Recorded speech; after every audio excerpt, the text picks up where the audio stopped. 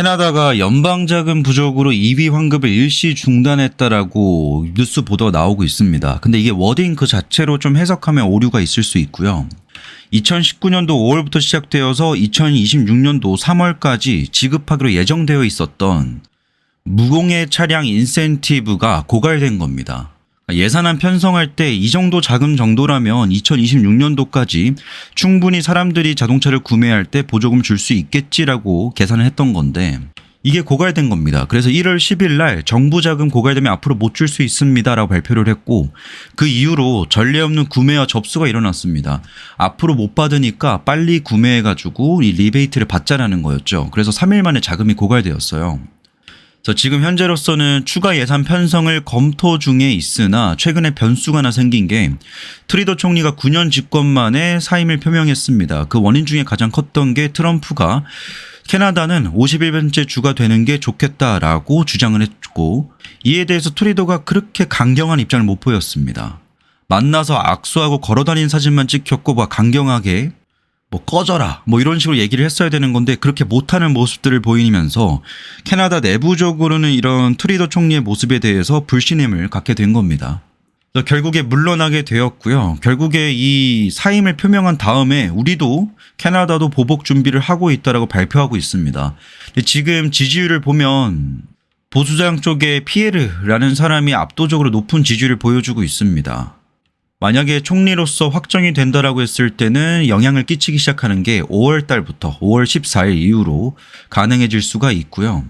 만약에 새로 선출된 보수당이 거의 확실히 캐나다의 연방 정기 자동차 의무 규정을 철회할 가능성이 있다라는 겁니다.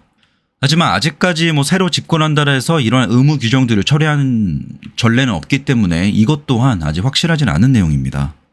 캐나다는 자체적으로 무공해 차량 인센티브 프로그램을 운영했습니다. 2019년도 5월부터 시행을 했고 총 54만 6천 대의 배출 차량이 할인 혜택을 받았고요.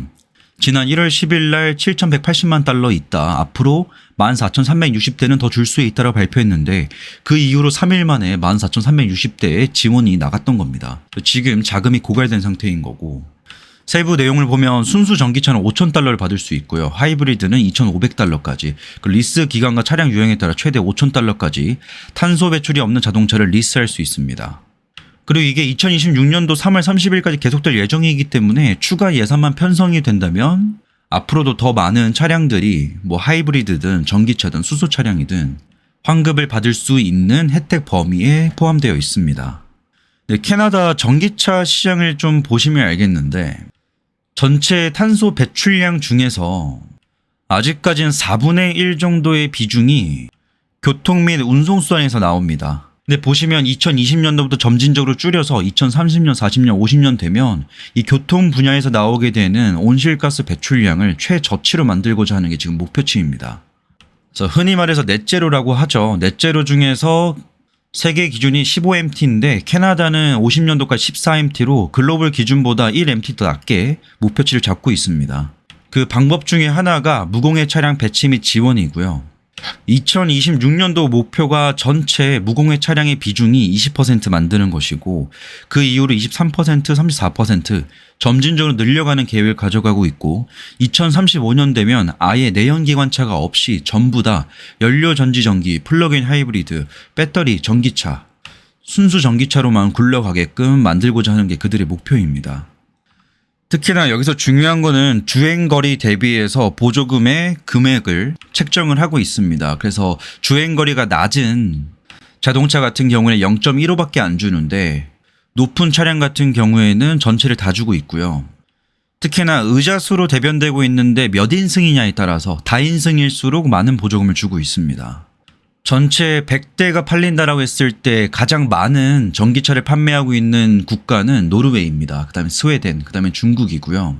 세계 기준 18% 대비해서 캐나다는 13%로 아직까지는 낮은 비중입니다. 전기차 판매량 누적 순위로 봤을 때도 중국이 가장 높고 그 다음에 미국, 유럽, 기타 등등의 지역이 있지만 캐나다는 중간 혹은 중하위권 수준입니다.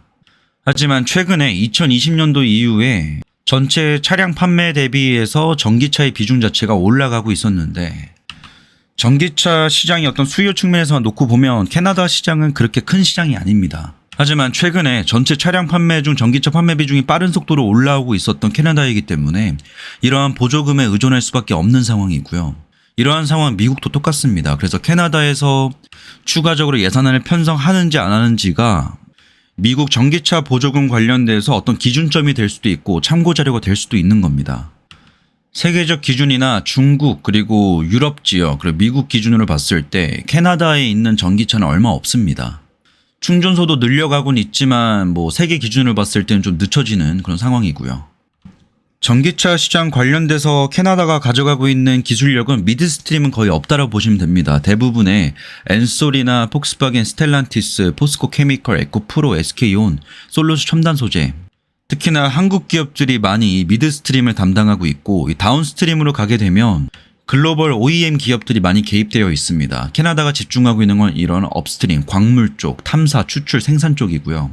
캐나다에 결국에 우리나라 기업들도 공장을 짓는 게 이러한 광물에 대한 접근성이 좋기 때문입니다.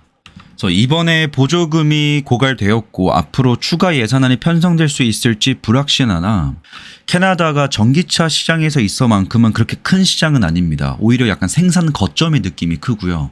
그래서 지금 캐나다 현지에 진출해 있는 기업들, 우리나라 기업들을 포함해서 OEM 업체들 또한 캐나다 내수에서 발생하는 전기차 수요에 대한 준비를 하기 위해서 캐나다에 짓는 것보다는 캐나다에서 이런 광물들을 손쉽게 조달받고 생산해서 미국으로 수출하고 다른 국가로 수출하기 위해서 공장을 짓고 있는 거지 내수 수요를 감당하기 위해서 짓고 있는 것은 아닙니다. 그래서 영향력은 좀 제한적일 거다.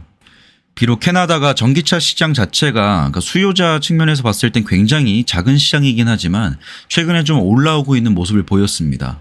하지만 앞으로 캐나다에 보수당이 들어왔을 때 어떤 식으로 전기차 보조금을 손대는지에 따라서 미국을 비롯한 다른 국가들도 참고할 수 있기 때문에 이번에 이 이슈는 좀 잘 지켜볼 필요가 있을 것 같습니다. 오늘 영상 여기까지입니다.